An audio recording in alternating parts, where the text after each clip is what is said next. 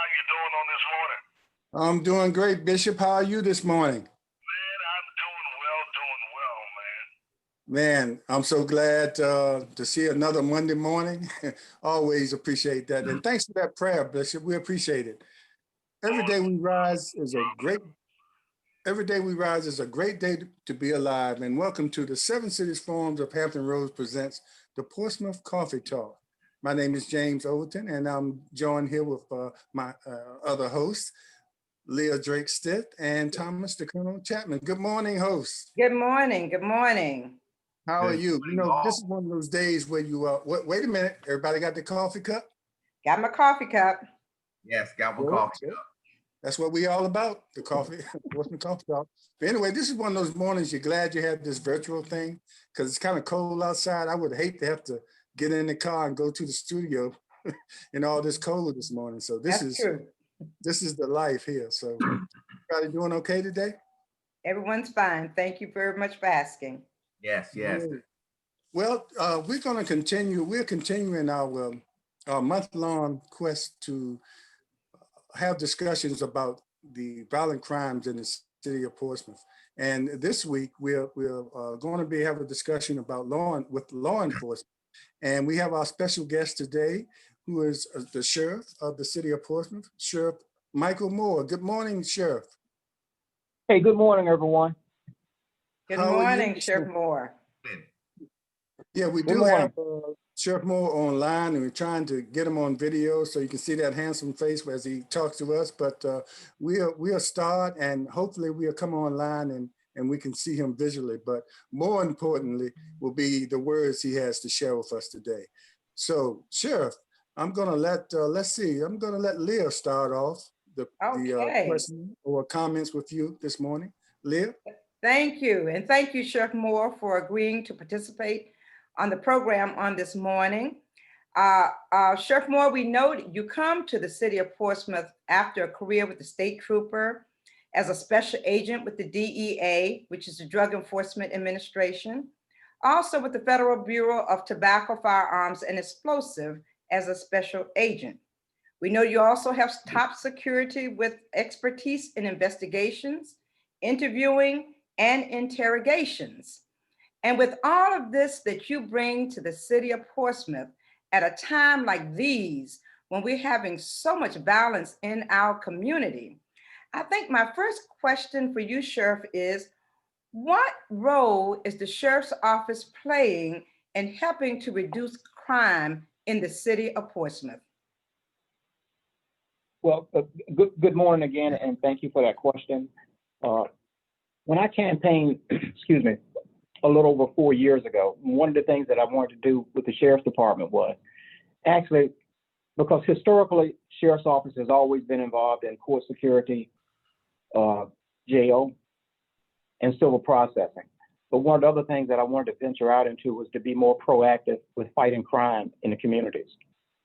So upon my election, that was one of the first things that we tried to do to be more visible in the communities. Of course, we have limited staff when it comes to patrolling the streets, but we do have a traffic unit. We also have a bike unit, and we have a number of other deputies that participate, especially during the holiday season, with the business districts throughout the city of Portsmouth. But we've expanded on that, and now it's kind of like year-round, not just waiting for the holiday season.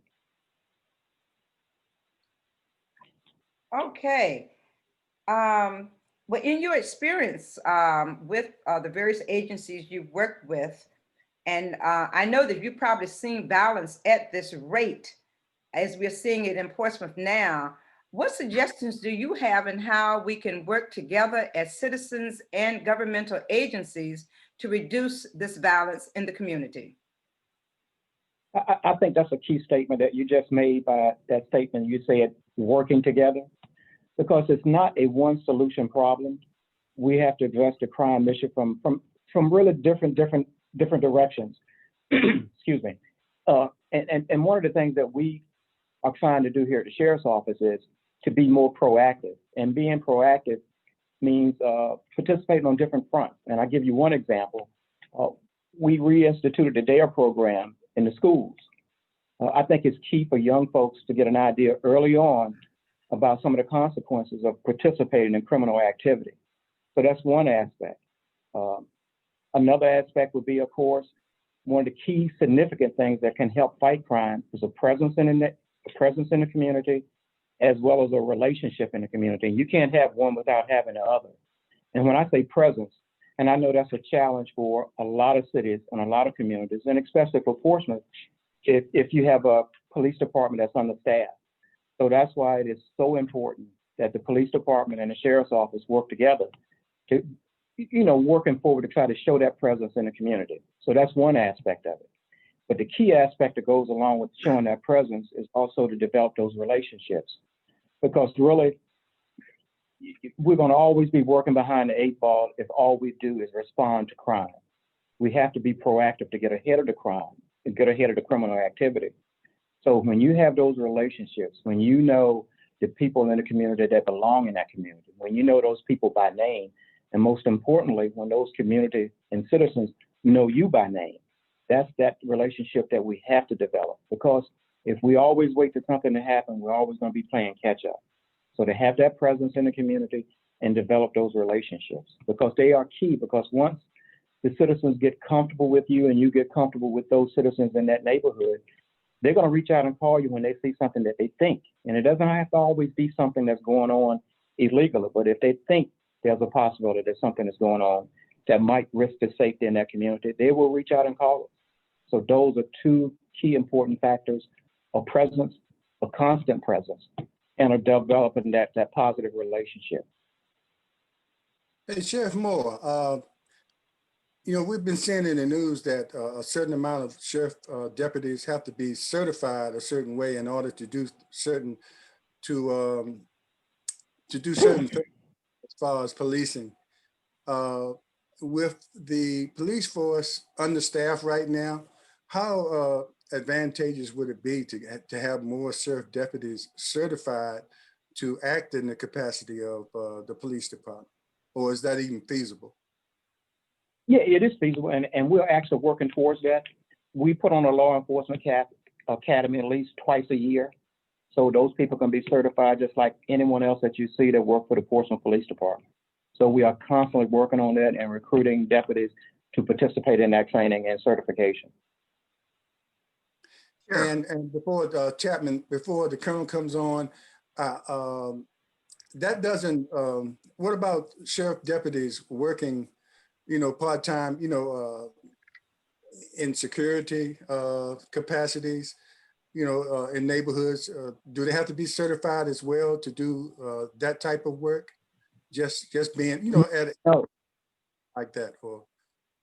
Yeah, I'm sorry, I didn't mean to cut across you. No, because that is one of the key aspects with the sheriff's office. Pretty much a large percentage of our deputies work security throughout the city, whether that's at complexes like London Oaks, Swanson Home, Dale Homes, the community grocery stores. So the deputies are all around in the communities. That's one of the benefits that we do have. Because we have a pretty good number of deputies that work part-time throughout the city. Okay, yeah, Sheriff, you mentioned that you came on board or were elected 4 years ago, and I can tell you, I have seen a 180 turnaround in the sheriff's department since you've come on board. So I got to give you some props that you've turned around the sheriff department, and look forward for you again and as you run again. But what I want to ask you is, you mentioned the recruiting aspect for the sheriff department. Could you, if I was a young man or woman that wanted to join the sheriff's department, how would I go about doing that? You can go online to our website, and the minimum requirement is to have at least a high school diploma and 18 years of age. So we're one of the few in the area that actually start to hire and reduce that hiring age from 21 to 18. I think Norfolk is also. And to, of course, not have a criminal record, nothing serious, no felony convictions. And that's a great question you asked, because, throughout the country and throughout this area in particular, it's always been, I guess, here the last few months, and especially since what we went through this summer with all the protesting, that the police departments were having a hard time recruiting people. And I think we're probably one of the few agencies in the area, maybe even the state, that have a database that has over 600 applicants waiting for jobs and trying to get jobs at the Portsmouth Sheriff's Office. So if you have a database of 600, what's slowing up or stopping some of those applicants from coming on board? Is it financial or is it structural? It's structural. We're basically at 100% staff. Okay. Yeah, so that's it. Those applicants are waiting for someone to, retire or move on to other positions in law enforcement in the city or somewhere else. So it's basically just structural. Oh, okay, good. I got another question here for you. I don't want to dominate this too, but what happened in Washington, D.C. last week in this insurrection where we had a group of people trying to overthrow the government? There was reports of retired military members, policemen, firefighters, and others across the nation that participated in that. And this summer, we also saw a soft kind of overthrow when we saw where Sergeant McGee, Kevin McGee, put charges on Louise Lucas and tried to overthrow her office. How have you, in your security department, started looking at people in your department that don't share the same values that we should have of somebody holding a badge? Yeah, we constantly and aggressively monitor leave and Facebook. We're constantly checking on our employees, and that's not just to be constantly checking on them for no reason at all. But we've really set high standards here at the Sheriff's Office, and we expect everyone to abide by those standards.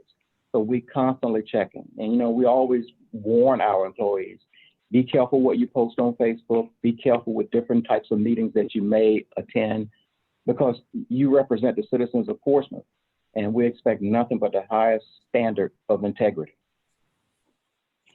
Sheriff, I have a question, and you grew up in Portsmouth, city of Portsmouth, and you've seen a lot in the different agencies you've worked with. Do you see, is it a different perception in the neighborhoods of the sheriff departments versus the police department, or are they looking at all of it as law enforcement as one? Because I'm just wondering about the relationship, which is really necessary for community policing that we must have in our communities to establish that trust that you talked about during your campaign, as far as having your deputies go into the schools and sit down with the students. And that's been kind of put off because of the pandemic, but you had the opportunity to do that. So I'm just wondering if you think it's a different perception of the sheriff department versus the police department in our communities. I think it is, and I think maybe one of the primary reasons that may exist is because, and this is not to cast anything negative towards the police department, because they do have staffing issues. But again, like with our DARE program, it gives our deputies that opportunity to interact with students and staff at the schools throughout the city. So I think that makes a huge difference in the lives of those students and and those school administrators. And I think the other thing that's the positive thing is the fact that I grew up here in Portsmouth. I grew up in Cavalier Manor, so I have developed a lot of relationships over the years. My mom taught here in the city for 40 years. So, we just have a lot invested in this community. And not to say that I didn't have the same enthusiasm when I was working for the government in different places like Pittsburgh, Washington, D.C., or Detroit. I had the same enthusiasm because wherever I lived at that time, that was my home. So I think that is one of the main keys of that wherever we are, no matter what position we have in law enforcement and wherever we're stationed, what city, what community, it doesn't really matter, that we really have to treat it as if it is our home. It's nothing I love more than just riding around in the city, especially during the spring and summertime. And even this time of year, when you see people that and you stop and have a conversation with them. And that conversation can lead to a lot of positive interactions You can find out a lot about what's going on in the communities. I mean, I'm known for passing out my cell phone to a lot of people, and I get calls a lot of times, 2 or 3 o'clock in the morning, and I actually get up out of my bed and go if a citizen has concern about something in their neighborhood.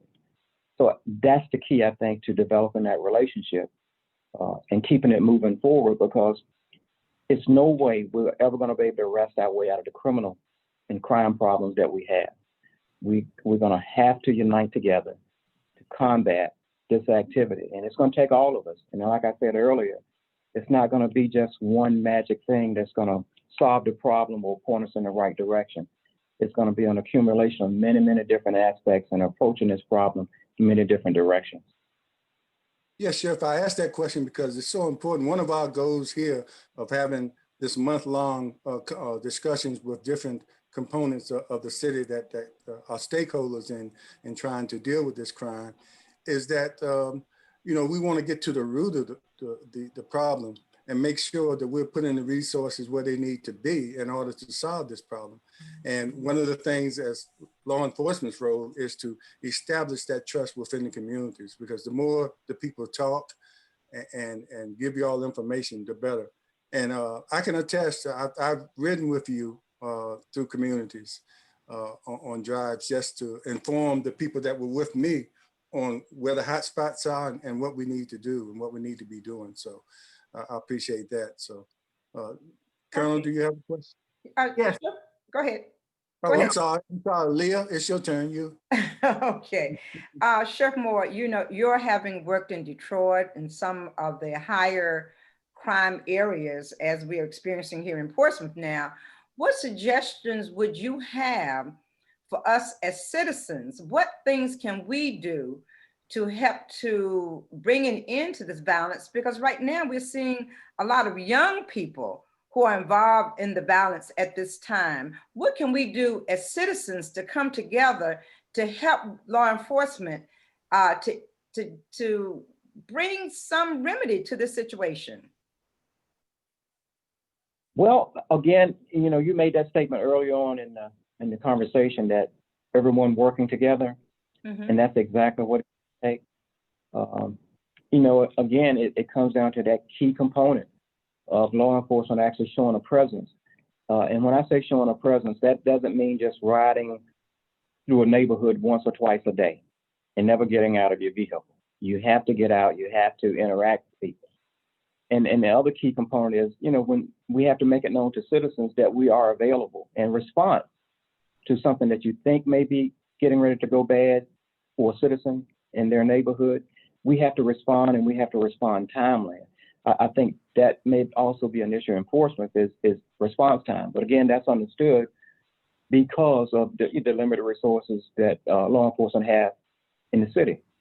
So that's why it is so important that the two agencies work together to kind of really, really make it known to the citizens that, if you call because you have a concern, we're going to respond to address that concern. And hopefully by responding to that concern, it will stop something from happening or someone from getting hurt. So response is key. And just being able to be contacted, nothing makes a citizen more angry or upset than to call a number, whether that's 911 or a direct 7-digit number, and not get anyone to respond in a timely fashion. So citizens' input, that's one of the key factors in combating crime in any neighborhood, in any community, in any city, is that interaction with the law enforcement and the citizens. And I must say, and then I'm going to give it over to the Colonel, is that the Sheriff's Department presence in PRHA is really making a difference there, as well as working with the senior citizens in our community. I have to say at this time, and just the fact that the Sheriff's Department has partnered with individuals who give food out daily in the communities, because there's a food shortage going on now. So a lot of these activities too help to build those relationships. Am I not correct? No, you're exactly right. And another key component to all of this is, we talk about being proactive, like our DARE program, showing a presence in the community, and, quick response time for citizens' concerns. But the other element is, what do we do with the people that's already in the system, that's already incarcerated? So we can We cannot let them just pass through the jails, leave our facility and return to the streets as if they got nothing out of it other than serving time. So the other key component to all of this is, what do we do with the people that are currently incarcerated? What training apparatus do we have in place to help them to develop some type, well, I guess some type of training or trade that can help them once they're released, whether that's something like welding, whether it's something like being an electrician or mechanic. So it's important because we're in the process of developing a partnership with Tidewater Community College, which we hope will branch off to certain car dealerships in the area for, say, example, training in mechanics. And we're looking to do the same thing with welding. I mean, welding is a great career. It's something that I would do myself. So I'm not coming up with all these thoughts of different types of occupations without being willing to do that type of work myself. So we have that training program that we're trying to get up and running, and that reentry program. I mean, we can't just let people leave the day that they finish serving their time with nothing to look forward to, but going back and maybe committing the same crime or a different crime again. So our reentry program is key to our department and to preparing these returning citizens to the communities to be better than what they were when they were first incarcerated. Thank you, Sheriff. Yes, Sheriff, you know what? You've hit it on the head of the nail that crime prevention starts with each and every one of us. And if we do something or see something, say something. But this message is for those who are out and listening to us over the airways and on Facebook Live and our YouTube when we get it up and running. If you like what you're hearing or like what you're seeing, we at Hampton Road 7 Cities Forum, if you'd like to donate or be a sponsor, you can write to us and send donations or sponsorship to P.O. Box 7664, Portsmouth, Virginia 23707, and address it to Hampton Road 7 City Forum LLC. And then so that we can continue bringing these fine guests, these great guests that you're hearing today and what you heard in the past, and that we can continue on, because we cannot do this without your help. So getting back to the show though, Sheriff, you talked about, I guess it's the Meals on, alluded to the Meals on Wheels program, but could you address anything about your Elders Watch? Because, you know, we have a senior citizen population that's in our city. And what are you doing to help them out, especially doing this or watch over them as since we have this pandemic going on? Good question. Yeah, even before the pandemic, you know, we on a daily basis contact a number, and when I say number, many senior citizens every morning to check on their welfare and their well-being. We also assist a lot of the seniors in making their doctor's appointments.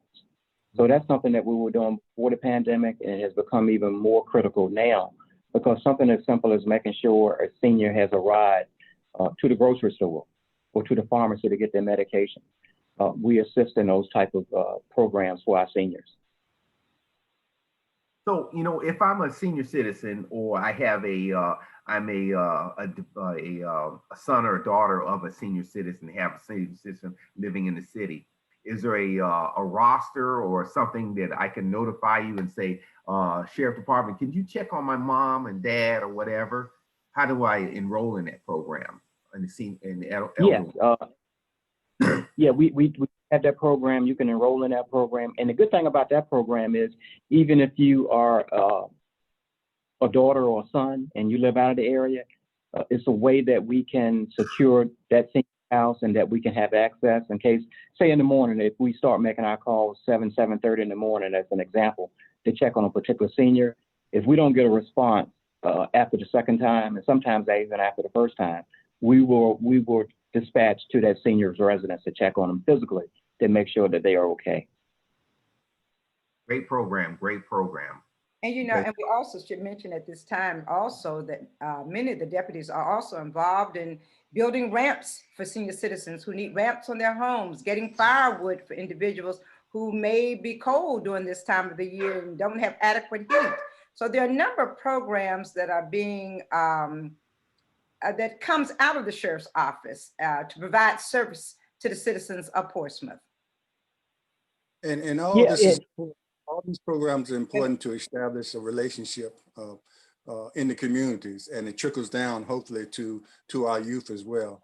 But I have to say right now, we're coming to the hour, about 5 minutes to, where we have to leave the radio program, but we will continue on Facebook Live for about another 15 minutes. But we want to thank all the listeners on WGPL 1350 AM on your dial for listening today. And please stay tuned for next week, as we will have Commonwealth Attorney Stephanie Morales on as we continue our month-long dedication to trying to get to the root of solution-based answers to the crime rate we have today.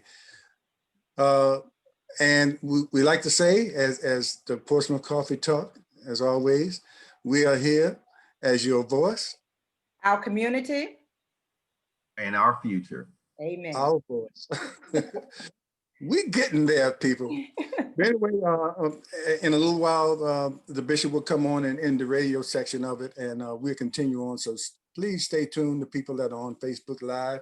And Sheriff Moore, I wanted to ask you, you know, as far as policing or law enforcement, there's a certain protocol as far as handling certain situations you're in. Are there any plans to work with, because it's also sometimes in situations, there's a human element in there. So is there any plans to work with any clinical social workers or professionals in the psychology field to help the sheriff deputies or the police officers as well understand going into certain situations, you have to handle it differently. Can't be a one way to deal with every situation. You have to sort of bring in that human element. It might be some people with special needs and things like that. So is there any plans as far as we trying to put all this together to work with the any of those healthcare professionals, psychologists or social work people? Because I know you probably do that in the jail system as well. Yeah, we do definitely do it in the jail. But one of the things that we have included in our training academy with all new deputies coming on board is CIT training, which is crisis intervention training. So, and even outside of that training, that's something that we instill in our deputies and all our employees day in and day out, of how to really treat people, how you have to really put yourself in someone else's shoes when you're trying to address an issue with them. So you have to stop and think, and even though you have to stop and think and react pretty quickly, but you know, if you can train your mind and train your body to adjust to those type of circumstances before they happen, I think that's the important thing that we're trying to achieve with all our employees, is to know how to treat people. And that's something that we're constantly, on a regular basis, instilling in all of our employees. Yeah, because the classic example, and everybody saw the video of the police officer, the Capitol Hill police officer that was showed remarkable restraint as he was being approached by that crowd, that he didn't pull out his gun and immediately shoot people, although some people felt like he had the right to do. But you know, it's those kind of situations where people have to think on their feet and handle a situation differently than just taking out and firing off some rounds. You know, and I think because one great, Sheriff. Sorry. But part of the easiest thing to do is just to put your finger on the trigger and pull it. One of the most difficult things to do is to show that discipline, because it's easy to shoot. Discipline is required, and training is required not to shoot. You know, it's so true. Having served in the military and done my time in Iraq, anytime you pull out your weapon, it should only be pulled out with the intent of you're going to defend yourself and you're going to kill somebody. And so it is a hard decision to pull a trigger to take somebody's life. And yeah, it is. It is. And so, but we will have a debate later on in the coming months of some of the actions of some of the police force, of the Capitol Police Force, what they did and what they did not do. And I look forward to that debate after watching a lot of the videos and everything there. Yeah. So, but I do have a question about the status of the jail system. Um, are we going to get a new jail, or what? Or what are we doing with the? You know, I hear a lot of news with the jail. What's happening with the jail system? Well, when I first came in office, I made it known to the city that I was in favor of the jail relocating off the waterfront. It probably should have been done many, many years ago. And when they opened a new courthouse on Court Street, the new jail was supposed to follow the following year, and it was supposed to be built directly behind the new courthouse. So that's what we're looking forward to being carried out. It was projected to have been completed like within a year and a half. Mm-hmm. So hopefully with the new administration and the returning administration, that we can all get together and come up with different ideas and different thoughts of moving forward. But I am definitely in favor of that jail relocating off the waterfront. Mm-hmm. And when we were going through the part where we were actually getting sued for not sending the inmates to the regional jail, one of the major concerns I had, other than the care of the inmates going to that facility, was also it would cause upwards of 100 employees to lose their jobs. So, which, is a huge, drastic negative change for the city of Portsmouth. So a lot is riding on, it's not just about the building itself, but it's about the care of the inmates and about the care of our employees. So hopefully moving forward, we can all come to a consensus and an understanding and move forward and go ahead and build that new jail that was projected to be built back in 2016.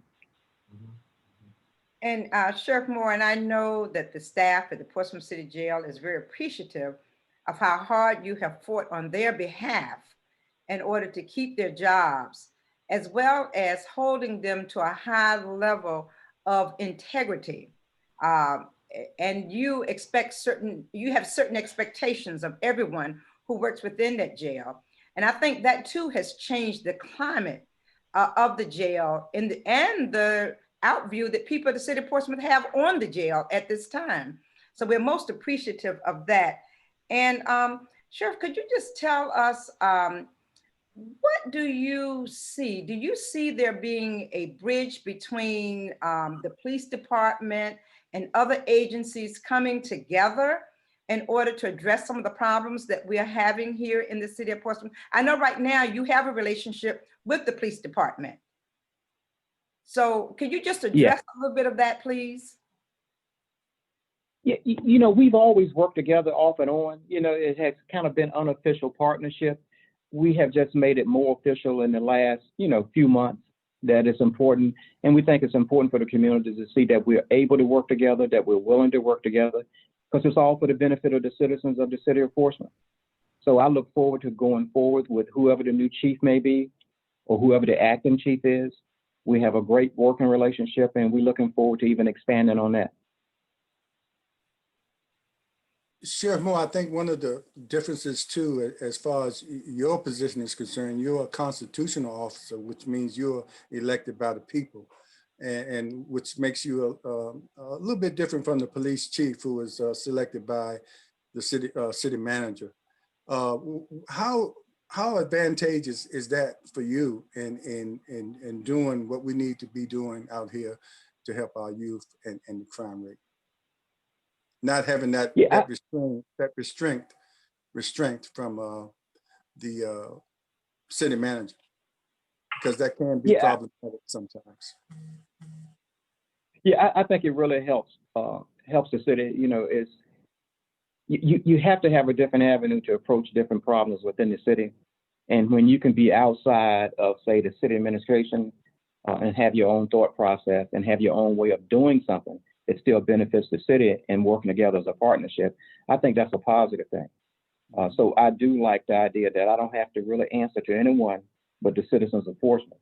And I think really, even say in the case of a police chief that works under and at the pleasure of a city manager, I think they have to adopt the same attitude that they work for the citizens of the city of Portsmouth, because that's going to move you into the direction to make a decision when it comes to critical things, and to make sure that, at the forefront of your mind is you work and you represent the citizens of the city of Portsmouth. It's it's tragic when we get caught in the political aspect of it, or, because one of my concerns, and this is a personal feeling, one of my concerns has always been, it's difficult at times as a police chief to answer to someone that may not have a clear and concise understanding of how police work really is day in and day out. I think that can be a problem in a lot of cases. That's where I think it's a benefit for me, because I know police work well enough because of all the years that I've invested in the profession. And I don't have to be guided by a decision made from someone that's not really in the profession. And I'm trying to be as polite about it as I can. But, to me, that has always been a concern. And I see what police chiefs around this country go through on a daily basis of having to answer to the citizenry that they're responsible for protecting, and also to the administrative staff that they have to answer to. So I love being a constitutional officer, and I love having to answer to the citizens of this city, because it's their department, it's their office. I'm just here to occupy it to do what I think is best for them. Yeah, because in some jurisdictions, the sheriff department or the sheriff's office is the main law enforcement entity. So I just wanted to throw this in right quick. You remember there used to be a Scared Straight program where they would bring the youth into the prison, into the jail system, and try to scare them into doing the right thing. You can't scare these kids nowadays. So I guess the programs you have in place, like DARE and all the school projects that you're planning, is a better way to approach it. I don't think that Scared Straight program is in progress right now, is it? Because you're not scaring these kids. No, we're not scaring the kids any longer. But what we have is, we've developed other means, like we have a youth academy, which unfortunately we haven't been able to put on this year or the past year in 2020 because of the pandemic. So we're looking forward to being able to have that for the young folks, the young kids again, in coming months, once the COVID-19 is under control. And again, it results back also to, other training things that we have within the school system. And with our DARE program, I have to tell you, it has been positive from the very day that it began. And it's not just a program that we have in the schools, but, we have like DARE Day. And our plans are to have things during the summer. Unfortunately, of course, this past summer of last year, we weren't able to facilitate any of that, but we want to get more into like the community recreation centers to be a huge participant in that also. For kids, to come to play sports, to come to swim, to come to play basketball, pool, or ping pong, whatever. But we want to have a presence in those community recreation centers also to act as mentors to those young folks. And I must say, prior to the pandemic, our sheriff participated in basketball. He's a pretty good little basketball player as well. He played with the young people in the recreation centers here in the city of Portsmouth. And that builds relationships as well. When the kids know that they can come out and play basketball with the sheriff, and they can actually touch and talk to him and just develop that relationship. Relationships are extremely important. Yeah, and hopefully we can expand that beyond basketball and expose our children to a lot of other things. We never know what skills those kids have out there in our neighborhoods, basketball and sports, until we expose them to them. So hopefully that program will expand to the point where we are recognizing the skills and the that our youth have out there, and giving them something, giving them a purpose in life in order to, they won't go the other way. Colonel, no, go ahead, Chair.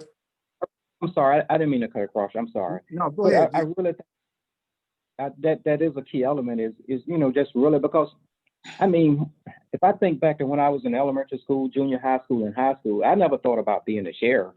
I thought about being something, but I thought it was outside the realm of possibilities to become a sheriff in your hometown. So, but then it was the exposure that I had not only with my parents, but other people throughout the community that really on a daily basis preach the fact that you got to do something with your life, and you got to do something positive with your life. Because, outside of your parents, your community is the next most important thing to raising you. I mean, that's the way it was when I think all of us grew up. And that's the way I think it can be again. So we have to have that interaction with all ages of people in the community, but especially the young people. We can't just wait for something negative to happen, to have to always respond to it. We have to be proactive, and proactive is just really interacting with our neighbors, our citizens, and our kids. Because they're, eventually I've been asked the question many, many times by the young folks in this city, how do you become a sheriff? So that is where that conversation starts, and really can really have a huge impact on someone's life. All of us aren't fortunate enough to have two parents at home. Some of us have no parents at home. So all of us have to take that role of making life better for someone and helping to point someone in the right direction. You never know. It can be someone that one day will have the cure for cancer, the cure for this virus. You just never know. But we have to be in other words, you have to be a parent to all these kids we see, whether they like it or not. We have to interact with them. That's true. It could be one of those kids that are pulling the trigger right now. Yes, We yes. just have to catch them before that. Mhm. Sheriff, you talked about you never knew that you wanted to be a sheriff in the future, but I always said, where you start doesn't determine where you finish. And I'm so proud of you, as as a perfect example of starting and finishing this race, and being a perfect example for our youth of America. And so, and I was talking to my brother the other day, and he tells me that you went to W. Waters. Yes, I did. Yes. Matter of fact, we were in school together in W. Waters from way back in the day. So you never know where your paths cross. Oh yes, and I'm also knowing that you came on. I'm also a Norfolk State grad too. Okay. Yes, so it's all good. That makes three of us up here this morning, okay? We all came down. Don't forget Virginia Union University. Yeah, yes. Those HBCU schools, that's the way to go. That's the way to go. Yeah. Yes.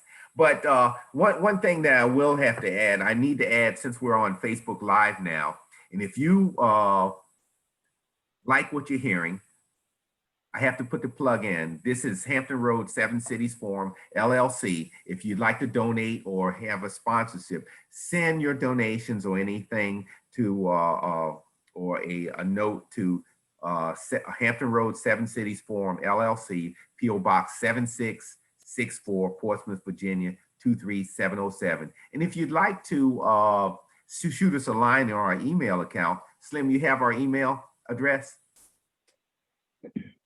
Yes, I do.